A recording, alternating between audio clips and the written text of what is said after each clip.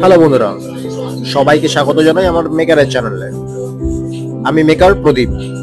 আজকে আমাদের কাজ হচ্ছে ডেন্টাল চেয়ার ইউনিটের হাইড্রোলিক খারাপ হয়ে গেছে, যেটা আপ ডাউন করা হয়। মানে মোট কথা ডেন্টাল চেয়ার আপ ডাউন হচ্ছে না, উঠছে না, নামছে না।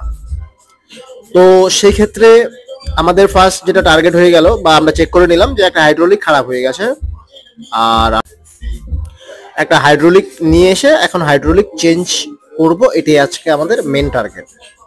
তো মেনলি যারা ডেন্টাল চেয়ারে কাজ করেছো তারা একটা জিনিস অবশ্যই মাথায় রাখবে, কখনো একা এই কাজটা করতে যাবে না, কারণ এখানে অনেকটা রিস্কের ব্যাপার থাকে। কারণ ওঠানামা দুইজনে সবসময় সমানভাবে কাজ করতে লাগবে, না হলে অনেক সময় অনেক রকম বিপদ ঘটার সম্ভাবনা থাকে। তো গাইস, ডেন্টাল চেয়ারের তো গাইস চ্যানেল সাবস্ক্রাইব করো, লাইক করো, অবশ্যই আরো ভালো ভালো ভিডিও পাবো।